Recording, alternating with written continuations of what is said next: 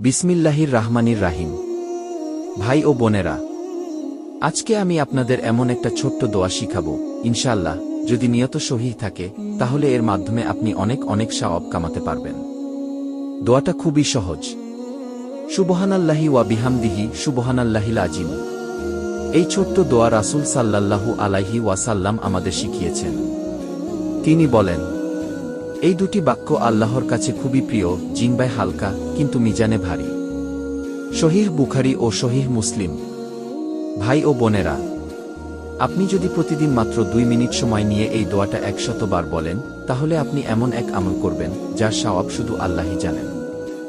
আপনি ঘরে বসে, রাস্তায় হাঁটতে হাঁটতে, গাড়িতে বসে এই ছোট্ট আমল করতে পারেন।